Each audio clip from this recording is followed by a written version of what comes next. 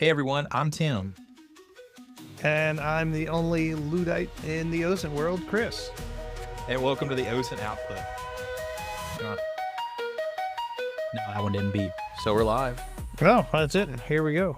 Welcome to February 16th, 2025, or as they say in every other country in the world, 16 Feb 2025, because America does it different. That's how I write the dates, man. I don't know why anyone would write it any differently. Being in the military taught us how to do that. That's how we should write every single date, because then we won't be confusing for the rest of the world.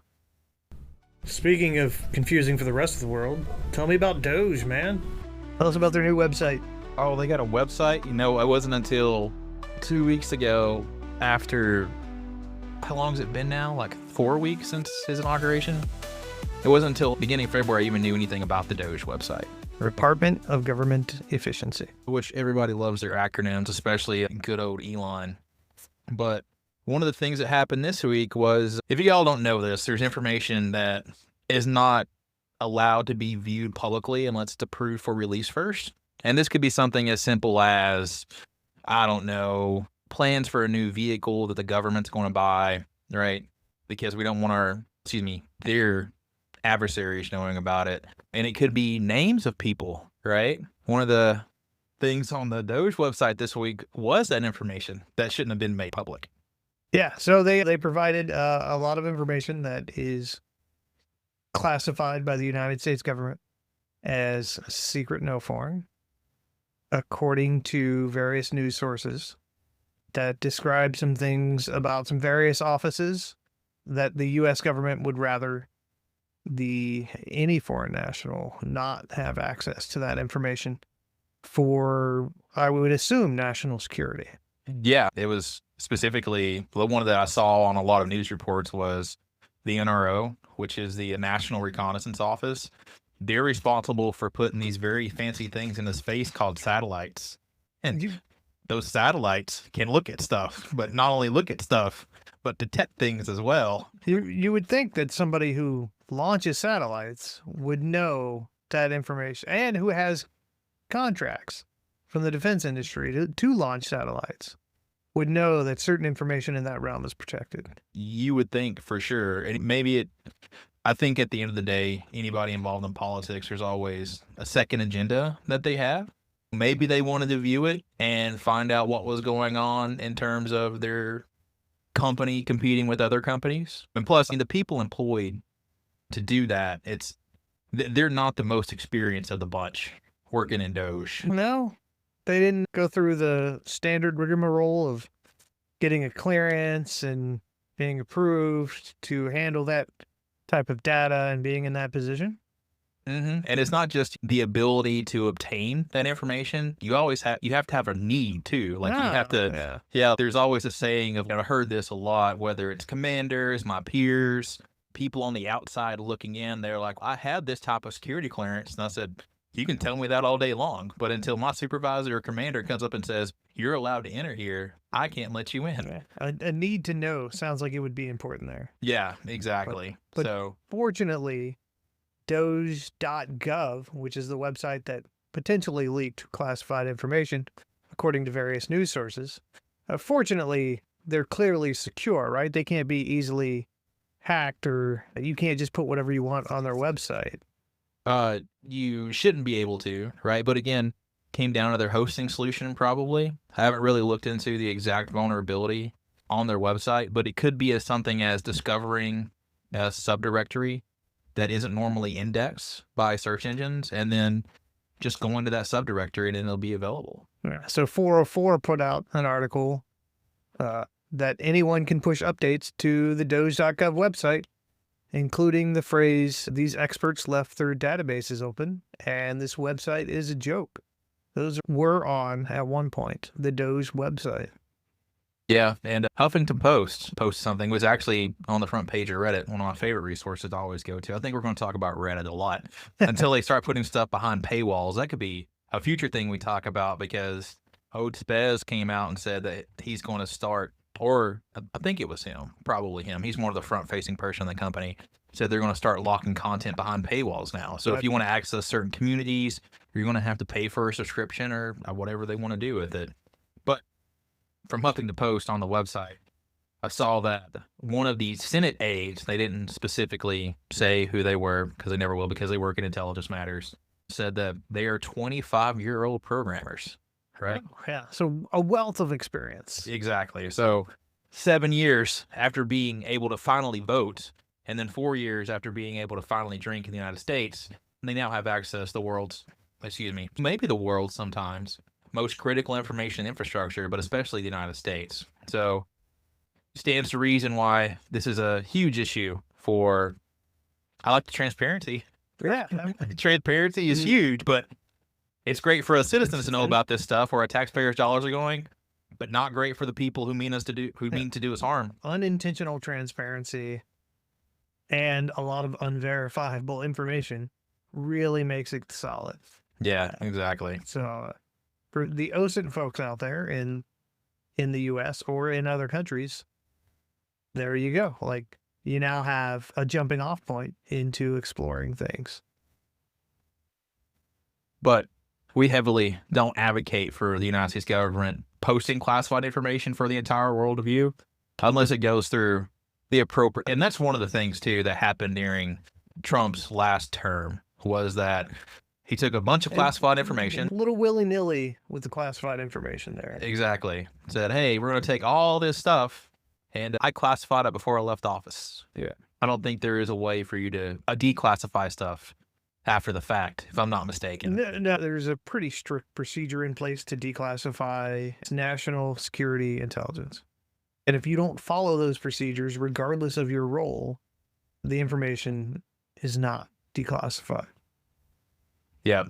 And if anybody would like more talk about government matters, because a lot of this stuff that Chris and I know, like it's mandatory training for any intelligence official to take. And if you guys want to know more about it, because I'm a big old policy nerd, Executive Order 13526, feel free to look that up. Signed by President Obama during his administration. But anyways, so news for the week, definitely check it out. It's an important disclaimer. It's classified or considered classified according to the news sources that we read. We have no firsthand knowledge of this or the classification of the information. All right, so we're going to talk about web browsers today. What do you know about web browsers, Tim? The first thing is, like, why would I even care what web browser I use? Because I'm able to access content on the internet through any web browser.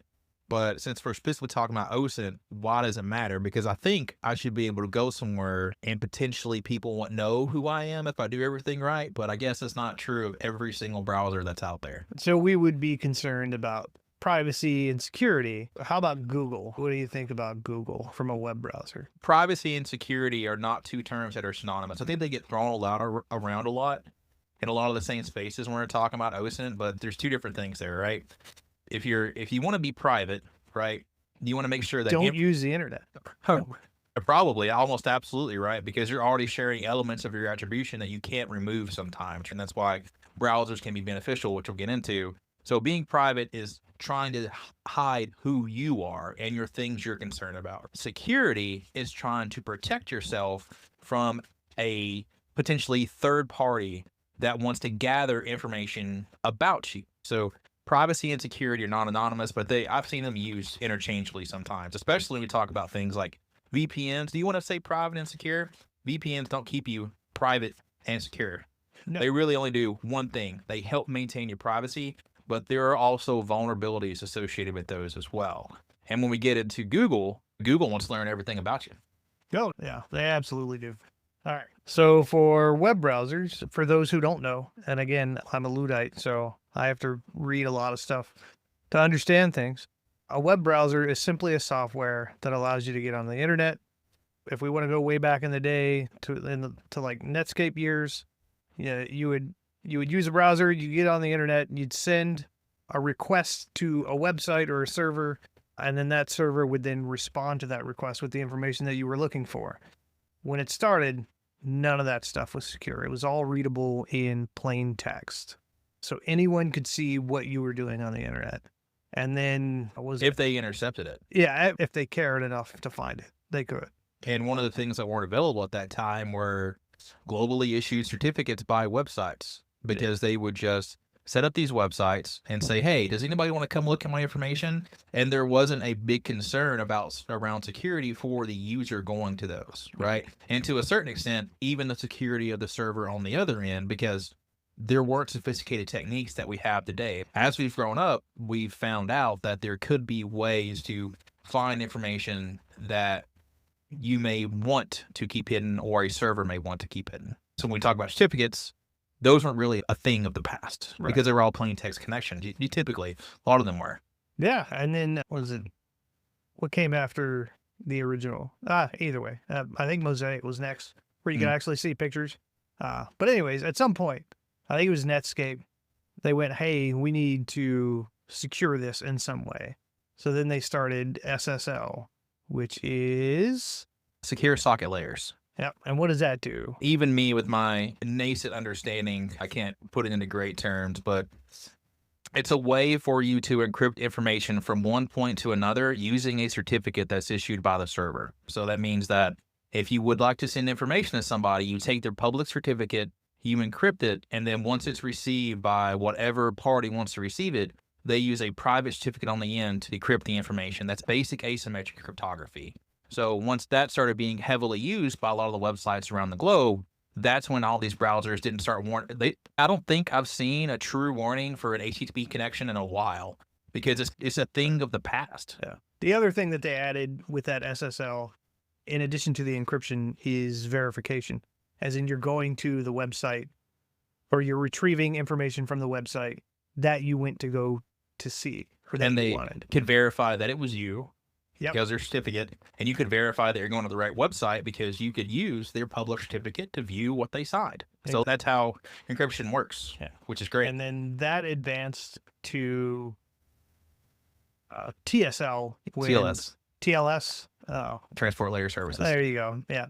That advanced to TLS after, was it 3.1, SSL 3.1, 3.2? There's various versions out there. And if there are any cybersecurity aficionados listening to us and you'd like to jump on this podcast for an entire episode about how this stuff works, we're more than happy to talk about it. But for basic OSINT folks out there, if you go to a website and it begins with HTTPS, that means you have a secure connection to that website.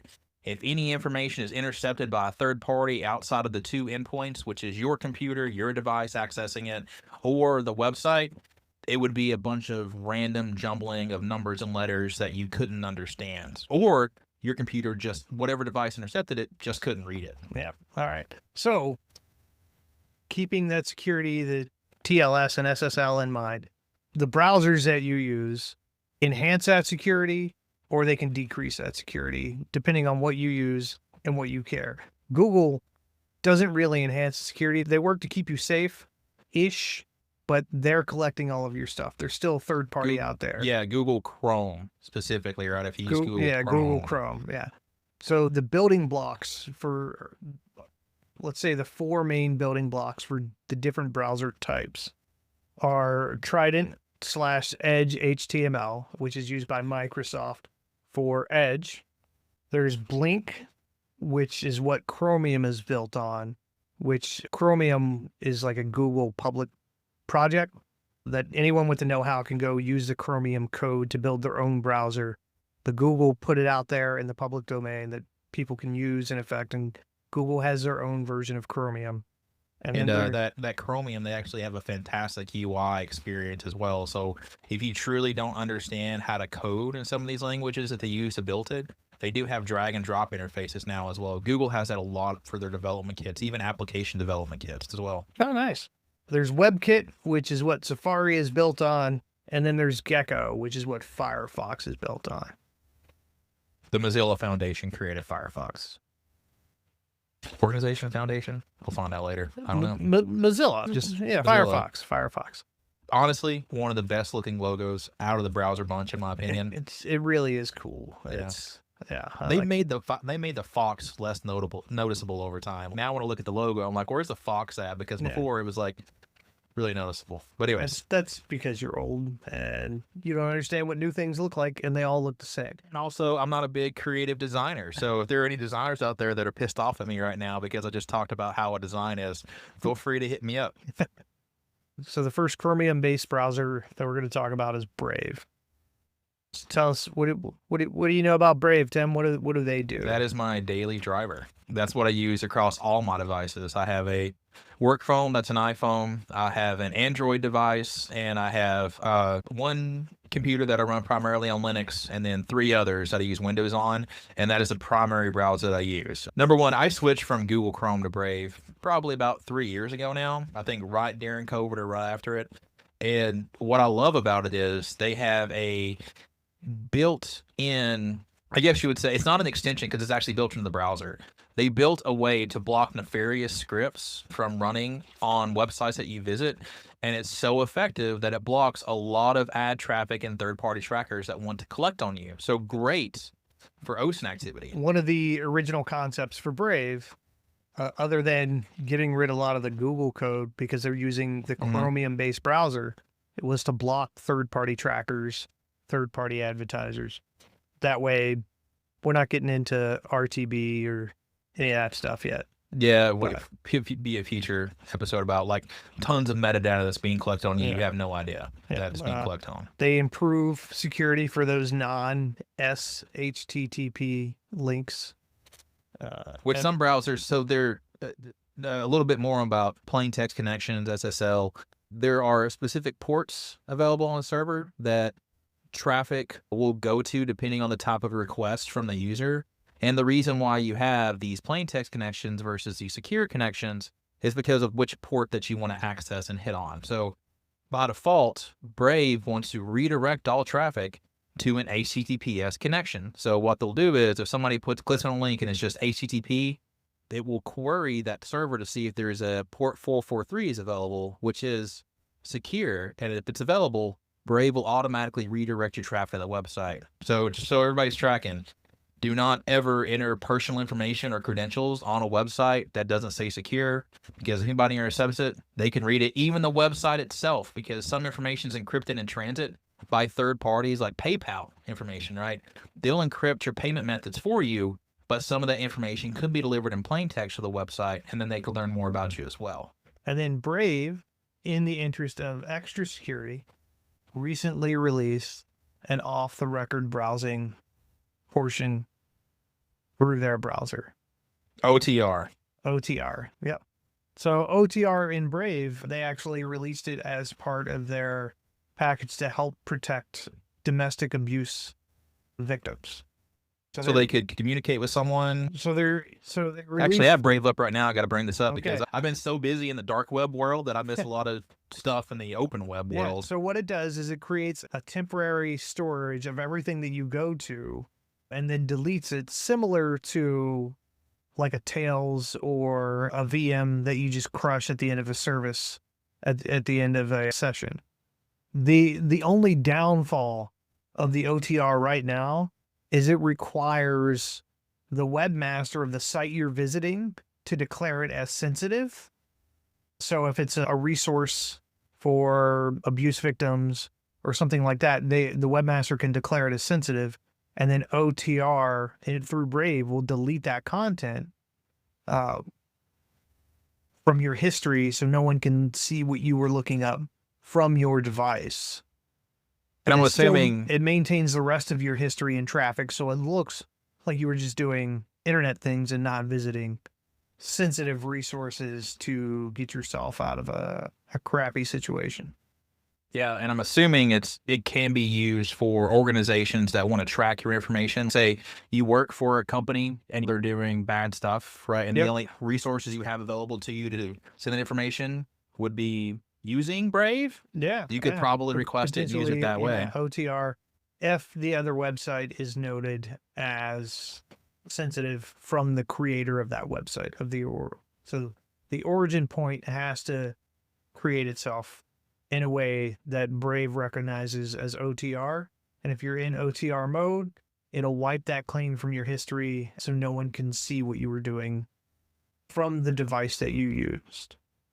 Yeah, so I'm just reading it right now. It actually takes notice and asks the user, it says, hey, you're going to this website. Do you want information recorded on it while you're here? And if you say no, it prevents information from being written to the RAM and the disk as well, which is fantastic because some of that stuff can be forensically recoverable. Yeah. So if you have a tech savvy abuser on your device, you can still seek help in the appropriate way and be safe doing it.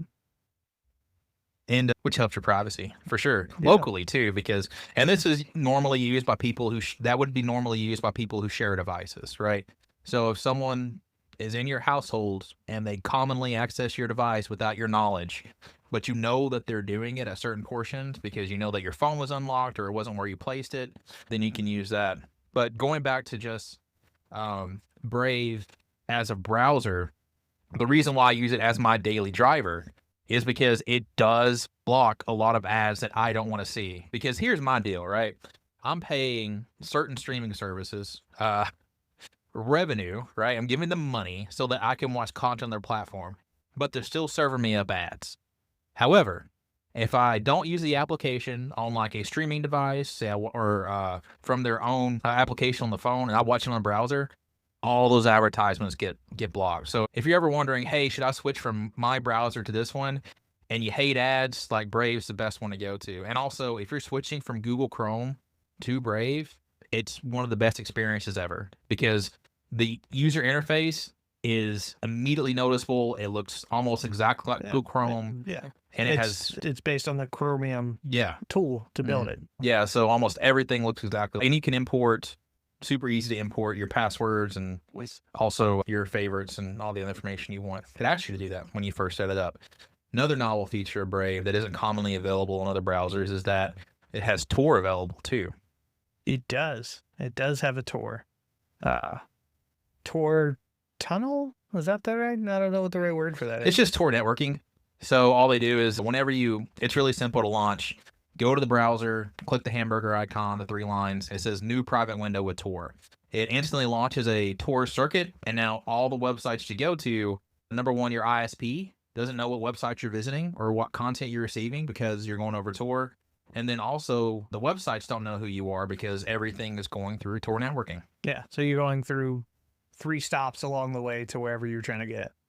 Yeah, and we can definitely. Are we talking about Tor browser today as well? I didn't know if we were going to get into that one. I'm going to let you handle that one. Okay. There. Yeah, so I'll talk more about Tor networking and Tor browser, but yeah, it used to stand for the onion router. Now it's just stylized as Tor, but it still uses the concept called onion routing, where there are multiple layers that you go through before you ever get to the website that you want to go through, and each of those layers are encrypted, and it's 3 layers that you go through. There is a potential, if you're more tech savvy, to add another circuit on top of that, so you don't have just 3, you have 6, but normally people don't set that up, and 3 is just good enough. And contrary to popular belief, you don't have to use a VPN when you use Tor. It actually affects your privacy because then the VPN knows that you're going to Tor as well, right? And it does nothing to improve your security because the VPN is not going to scan the traffic coming back from these websites. It's going to let you download whatever you want.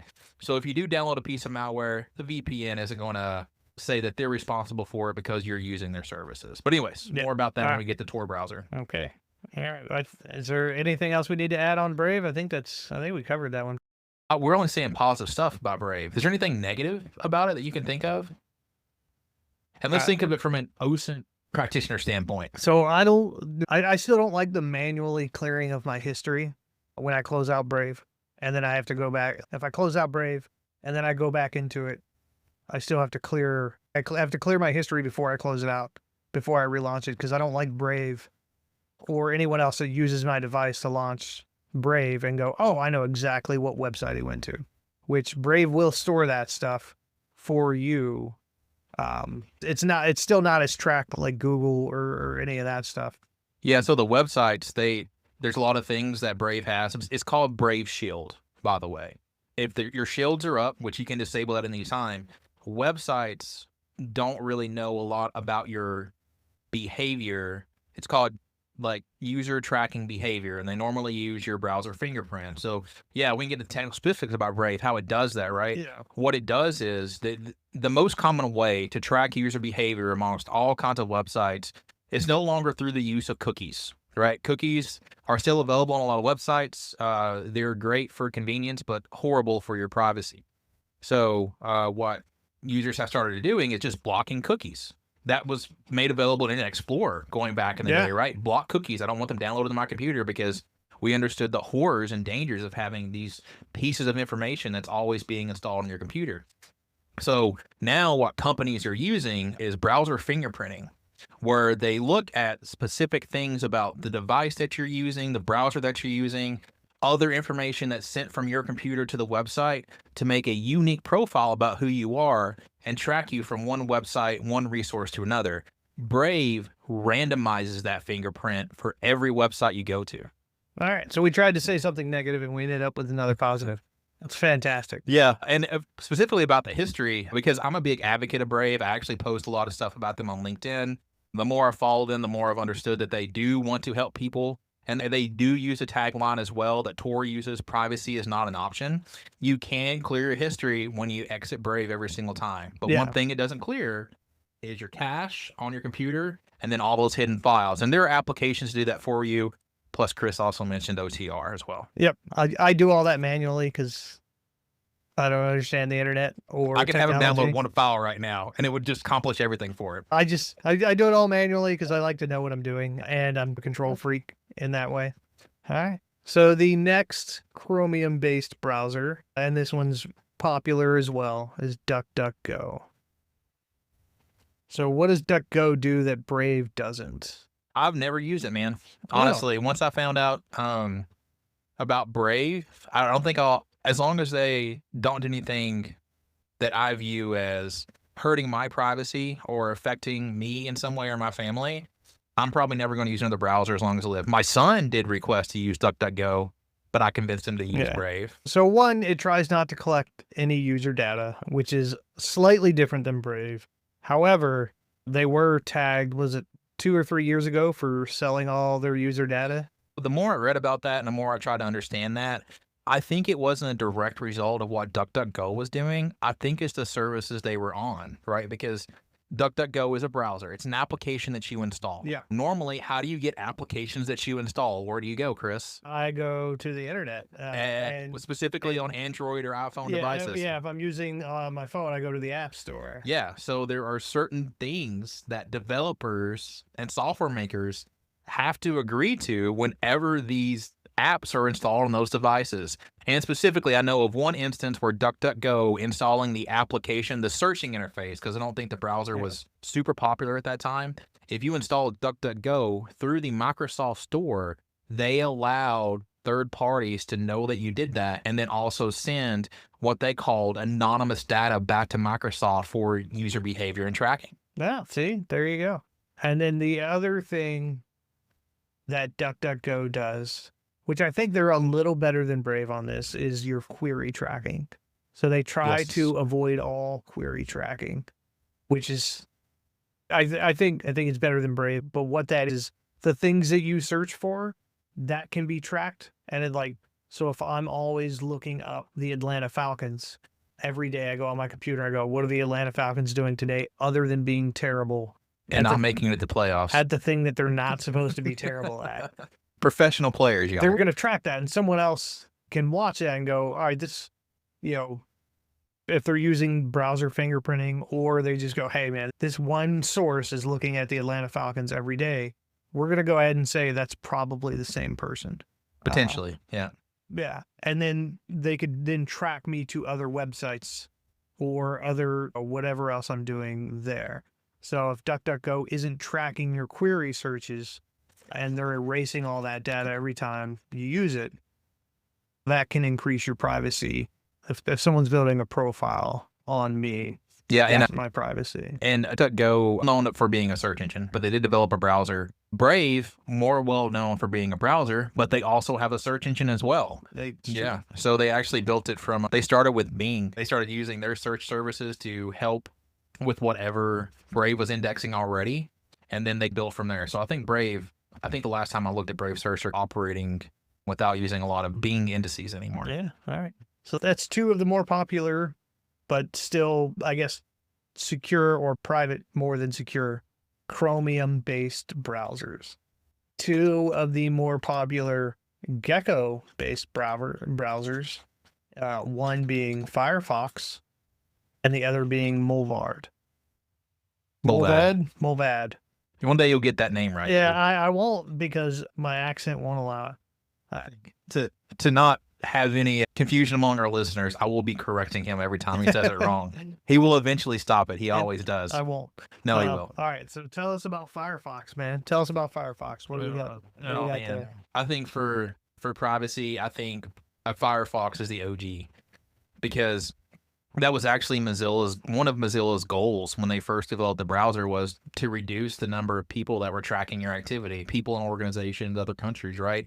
And one of the, I don't know when, I'll have to look it up, and we could look it up right now because we both have phones and computers in our faces, but I don't know when Google Chrome made Chromium an open source standard for anyone to use and go out and make their own browsers, but Mozilla has always been that way ever since they first released their browser, Firefox, because that's what Tor is based on. Yeah. Well, and Molvad. Yeah, it's so one, Firefox is probably the most customizable browser that you'll have access to out of the major ones. Like, you can add a significant number of plugins to make things safer, more private, and more secure. Yeah, so they used the concept of Tor and Tor browsing to base some of their process and their building on, and then the Tor browser then used Gecko to build itself, use the same thing that Firefox used to create its browser. It tries to prevent tracking, so it has enhanced tracking protections from third-party advertisers and third-party watchers, and it also tries to prevent any sort of cookie that tracks you from session to session. And you can set it up that it won't track you from tab to tab. Is this Molvad or is this Firefox? This is Firefox. Okay. Yeah, and for that, some of those you might have to enable afterwards, right? And one of the things I really like is Mozilla is very open to third-party developers working on extensions for the browser itself.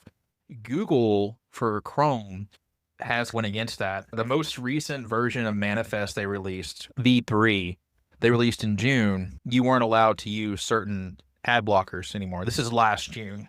So certain ad blockers don't work, and because it just violates Google's terms of service now. If your intention for going to these websites is not to allow third-party content to be displayed, specifically for Google Search, YouTube, even some of their other services, Google really doesn't like that, because what is their number one source of revenue? YouTube makes a ton of money from ads. Yes. And if you're blocking those ads, they get very upset. They get very upset. Yeah, so Alphabet and then YouTube. Yeah, pretty much. Firefox also has some features which help you prevent browser fingerprinting, which is one of the things that we talked about a little earlier. So people don't know that it's you doing what you're doing there. It works to prevent cross-site tracking, social media trackers. If you're in a private window, it works to prevent the rest of the internet from seeing that you're in a private window, which I think is pretty fascinating. Oh, and it sends DNS queries to a secure resolver before going to the server. Oh, that is actually a huge one, because one of the things that attributes you to a lot of activity on the internet is your IP address, because that can geolocate you down to like your city, state, region level, wherever you're at in the world. So what you can do is you have resources that will allow you to change that IP address. However, if you're using the same DNS to make these queries to find these websites, those could be local to you, right? We're in the greater Charlottesville area, right?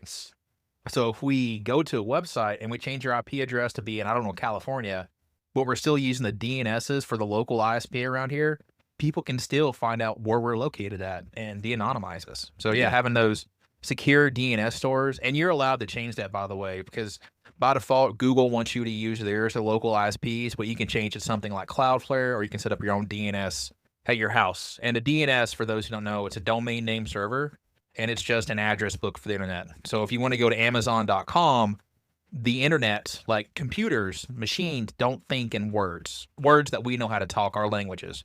So it has to be resolved into characters they understand. And what does every machine understand? Whether a connection is open or whether a connection is closed. And that's called binary.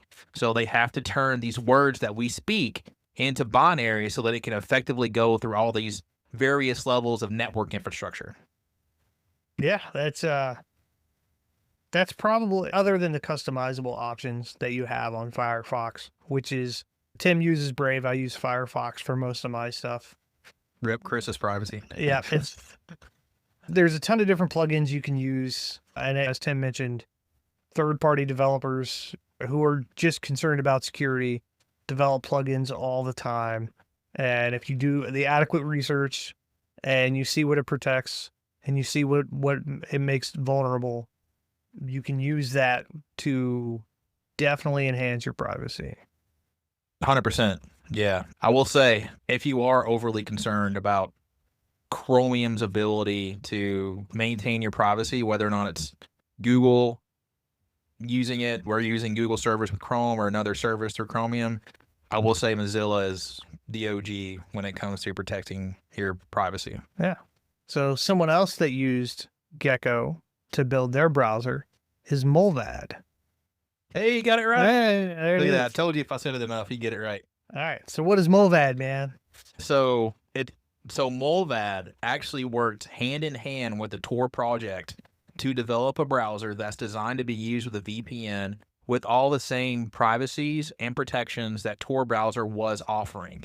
So Molvad, it's Tor browsing without the Tor network, according to whatever tagline I read. Yeah, that's what Molvad's initial intentions were. They wanted to make sure that people who didn't need that extra security offered by Tor, they could instead use it with a VPN. Yep. Molvad VPN is one of the better VPNs that you can use because been legal documents that have been served to them, and they were not able to provide any user information other than when an account was created, and they have no logs tracking user activity. Yep. Yeah, this Molvad is a Swedish company, and I think it was last year or the year before when whatever their version, the Swedes' version of the FBI, stormed their facility and tried to gather all this data for whatever court or legal reason, and they couldn't take anything because there was nothing there.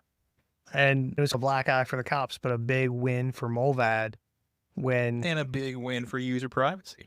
Yeah, if you use their services. So it's pretty fascinating as a company. They have both a browser and a VPN. You can use one without the other. But for increased privacy and security, and if you have the money for it, use both.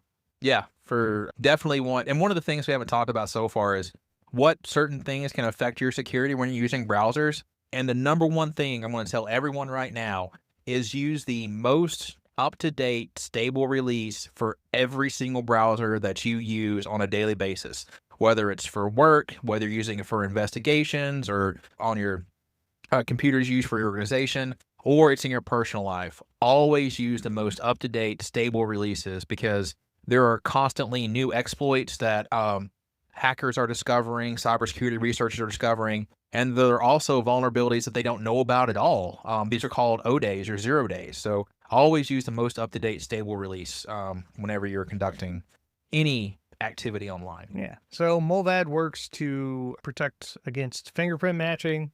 They remove online identifiers for their customers. So once you're in Molvad, like you don't have an identifier outside of Molvad. Unless you log in. One of the biggest things is unless you log into a service. Yeah, if you log into something. Which is something we can talk about later because stock puppets, personas you make, like signature reduction, those could be 2 or 3 episodes all by themselves. Yeah. So it attempts to block all trackers, including cookies, cross-site tracking, social media trackers, advertisers, third-party trackers from the destination website. So if you go to Nike.com, like Nike tracks that information because they want to see what their user numbers are, and they work to prevent tracking that as well. And then they have this really fun thing that's called Defense Against AI-Guided Traffic, or I don't know how do you pronounce the acronym? It's DAITA. I would call it data. Okay. So what that is, if you remember earlier in this episode where we talked about how you get on the internet and what a browser does is it sends information to a website or a server, and then that server returns that information that you asked for. So those are called packages, or I think they're called packages in the more technically affluent world or informed world. Packages? Is that what we're thinking about? Individual pieces of information that you receive from a website? Yep. Yeah, so web packets. Yeah, whatever. Exactly. Yeah. And just so you guys are tracking a little bit more on what Chris was talking with TLS earlier, you don't just get a singular file from this website. You actually get multiple that are being downloaded to being viewed by your browser, first of all, and then can subsequently be downloaded to your computer. And those are all sometimes sent as singular bits of information.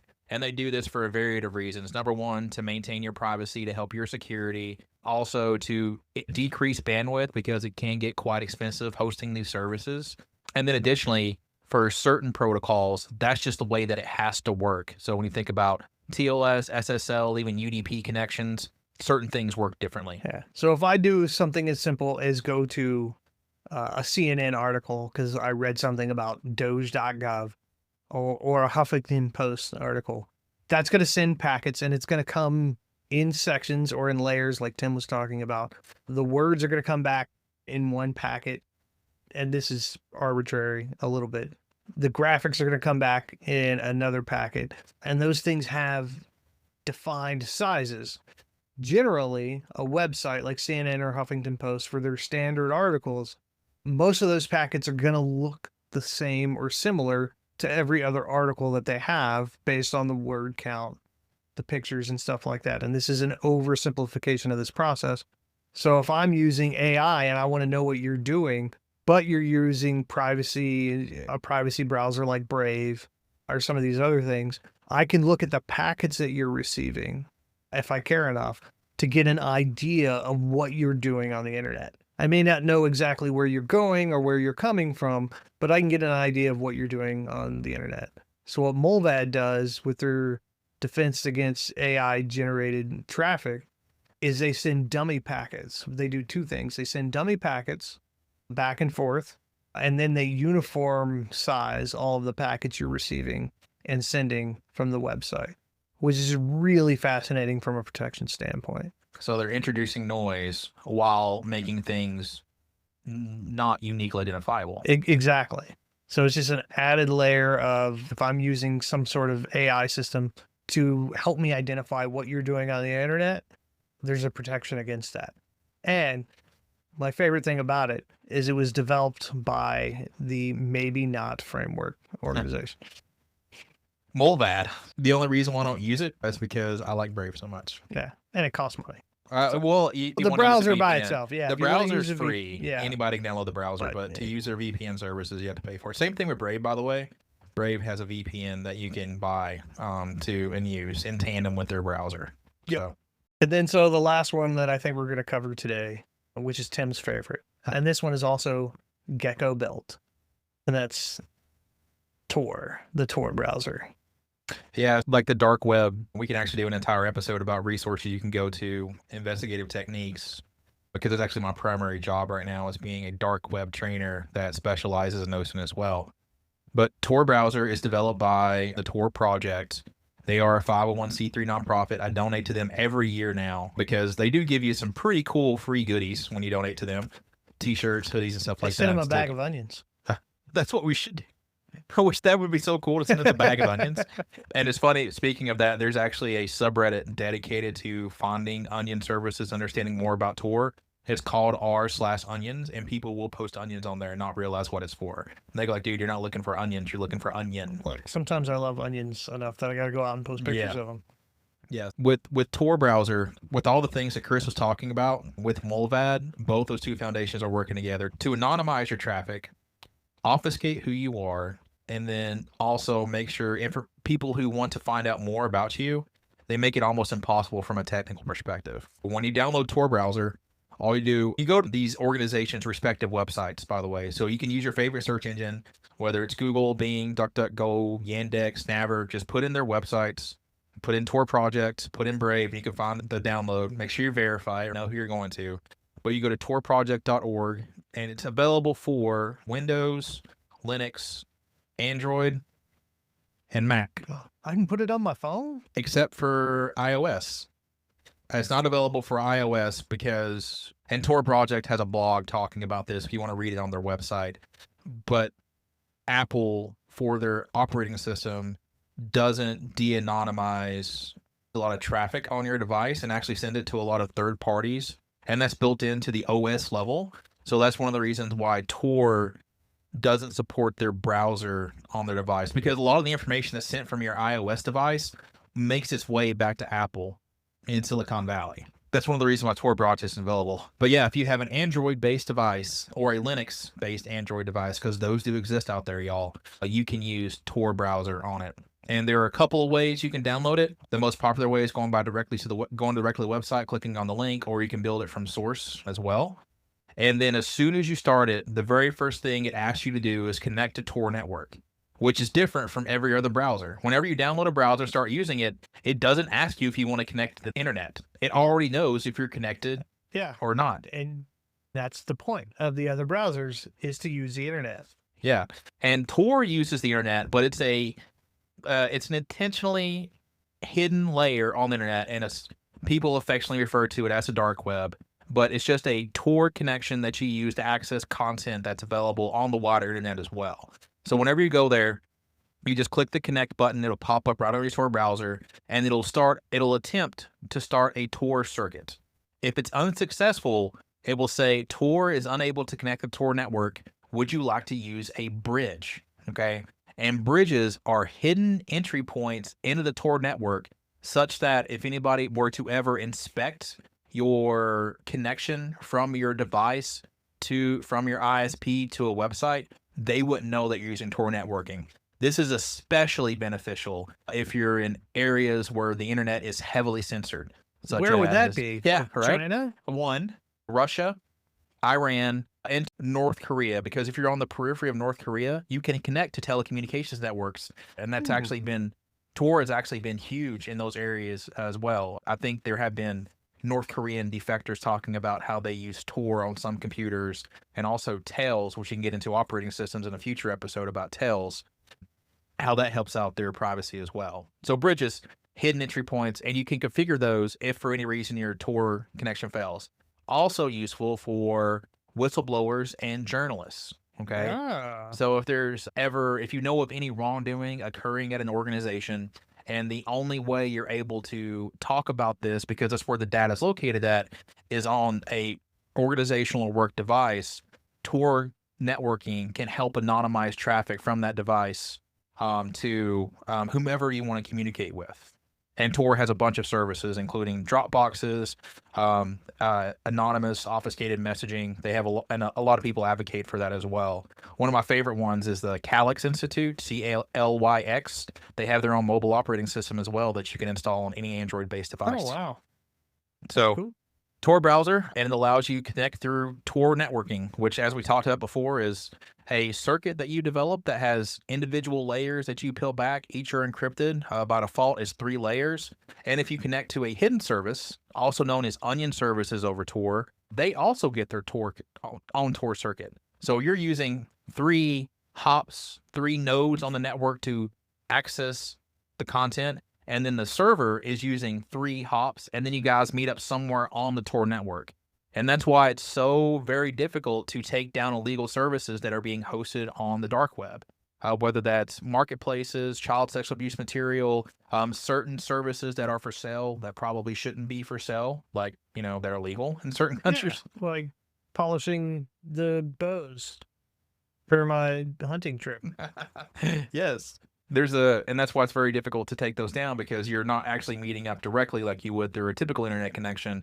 You're using various nodes within the Tor network to connect to it. And contrary to popular belief, because I've heard this, using Tor does not put you on a watch list unless you're already on one. The point of using it to avoid watch lists. Exactly. So there is no against the law. Yeah, not here. Yeah, in the United States. And most Western developed nations and most nations around the globe, what are we at? Not yet. 193 sovereign nations, right? Yeah, I think. around there. Yeah, I know it's definitely 190. It fluctuates. Yeah, China can't use it. That will definitely either get you incarcerated or removed from the country. They don't even allow the use of VPNs. Anything that circumvents the Great Chinese Firewall, they will not let you use. Russia does allow it for certain activities, but they heavily watch people who use it and actually ban connections to Tor networks in some cases. Russia's a lot worse at tightening it down than China is, because Russia absolutely wants to prevent people from using that stuff, or they want to monitor the people who are using VPNs, security or privacy networks, all that stuff.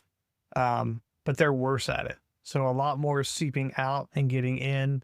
However, the way propaganda run Russia, especially with the war, is the only people circumventing government monitored browsers and websites and stuff like that are the people who are already suspicious, the people who are already looking for information from outside their government. The information that they're getting is great, but is not receiving the people who need it to affect change. Yeah, and there are always, like I said, 3 connections that go through there. There's a guard node, the relay node, and the exit node. And what Russia does monitor is anybody connecting to that guard node because it's identified as Tor. So anybody who does use that, they either block the connections from major ISPs or they don't allow certain organizations to access it. Iran's another good one. Yeah, Iran, if I'm not mistaken, they actually have a button to turn off their internet for the entire country. Yeah. So they can walk over to this console, and I like to think of it as a comically large red button that the Ayatollah or the president presses, and it just sends a signal to all the ISPs. Iranian network shut down. I bet it's purple. Purple? Yeah, it's got to be a purple button. Purple is a color for regal folks, right? Yeah. They're a flamboyant people, just in general. The internet. Yeah, they're like the Middle East, because both Chris and I have been to the Middle East more than a couple of times. They do love decorating their personal items like a lot. I'll tell you, the AKs that we pull off objective, the weapons. Some of those are gorgeous. Dude, they're trucks too. Yeah. I mean, really. We're also describing people in Georgia and Alabama and down to Tennessee at this part. Their trucks and their weapons are decorated. Oh, speaking of that, yeah, for sure. If you're wandering around Eastern Tennessee, which I drive through more than a couple of times, Northern Georgia, anywhere in Appalachia. Yeah. Man, I think you're going to see a lot more of that because they keep their stuff for a long time and it's handed down through generations. Okay. But anyways, I think we've covered everything we wanted to for this podcast. If we missed anything or we made any errors, which I'm sure I made quite a few, let us know. So, Chris, for Valentine's Day. Yep. Do anything great? Anything special? No. You had your kids, right? Yeah. So we went to go see a movie, which was reasonable. And then I'm going to go to a home goods store tomorrow and shop for home goods. Wait, when you say home goods, because people might Google that, is it home goods or is it a home goods? It's a home goods establishment. It is not Home Goods, the store. Yeah. Okay. So we're going to go look at furniture and decorations for the house. And I'm really excited about it. Which your house does need some decorations. It does. I don't think you need any more stuff in your house. I don't need more stuff, but I need some more decorations. So yeah. I'm really excited about it. That's just going to be you and one other person, right? Yep. Yeah. Actually, the movie that Chris is talking about, we went and saw together. Like, I'm not a critic by any means. Everybody's criticizes something, but I'm not a professional critic. He criticizes everything. I think a lot about stuff, and I want to share those opinions with people. Is that not okay, Chris? No, that's why we're doing this. I love it. But we saw Captain America Brave New World, and in my opinion, it's definitely better than the second Thor, but I would say wait till it comes out on streaming or watch it. Did it have Captain America? It had the new Captain America. Yep. And then did it have any other superheroes or villains? It had cameos for sure. I don't think there wasn't a whole lot of. And then was there fighting? Fantastic antagonist. Are you just going to describe every basic MCU movie that's ever existed? Look, man, that's all I go to it for. I just want to see people do things that I can't do, and I want to see some people get punched that I can't punch. But so that's the only thing I sign up for. I don't sign up for the plot or the story. I just want to see some superhuman people punch other superhuman people. I do like how it connects to wider movies, though. It did feel a lot like a filler. This is a gap in information. So this is a bridge to future movies. Yeah, so I don't think Kevin Feige, right? Pardon?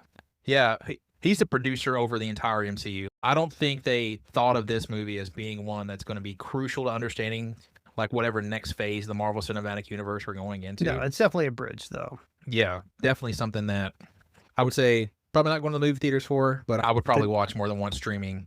Did it have a Hulk? A what? A Hulk. Let's not ruin any more for it's on the trailers, but what if they didn't watch it, right? We probably just ruined something for someone. Maybe people wait not to ruin stuff. Chris is one of those that likes to wait. That we were deployed together in Kabul, and was it Falling Skies you were watching? Yeah, we were watching Falling Skies, and I was like, oh, I don't know if I want to watch that. I don't really know a lot about it. And he's let you know more next week. And I said, what do you mean? And he said, I'm spacing them all out like I would a series. So you're waiting a whole week to watch the next episode when you have the entire series available. And he said, yeah. And that's when I knew, number one, Chris is a freak. When it comes to technology, I wouldn't do that. I just binge watch it because there's nothing else to do when you're deployed after you get done working other than working out. Yeah. Because both Chris and I, we're always stuck on places that we couldn't leave. Look, if it's a TV show, the mark of a good show is if you stop watching it and you still care about the characters and the development, then it's a good show. If anybody can just binge a show and go, oh, it's okay. But they just watch the whole thing. That's still hours of your time, because though. it's all available. Still hours of your time. But if you take a break from it and you still care about the characters, then it's worth watching. That makes it a good show. But if you take a break from a crappy show that you have the entire series of, and you don't care about the characters, why would you go back to I think that's it? completely subjective based on your own individual experiences, because I feel like if I want to go back and watch a show and binge it more and more, that shows how much involvement I actually had and like how much I respected the characters. And I think the same thing is held true for video games, right? Say like you play a video game for a 1 hour or 2 hour session and you feel like it's good enough, you're probably more than likely going to stay there if there's more game to be played. Yeah, yeah. Or you want to... But if you walk away from it because you don't care about it, or you walk away from it because you have to, and then you decide that you don't care about that video game, you're not going to go back and play it. You're going to go back and play a game that you enjoy. You're like, I really don't care about this game, or because I don't care about it. Or the time commitment is also a stringent issue as well. Yeah. Because some of the games I play, RPGs, they do take up a lot of my time. Anyways, that's our episode. We at least wanted to end it with something that wasn't at least sometimes too boring. Yeah, I didn't find any of that boring. No, I actually enjoy all of it. Other people might. Yeah, at least we ended it with something that people can take into account. Anywho, thanks for listening, and be sure to tune in for our next episode when it's released. Yeah, this was the OSIN Output by Chris and Tim.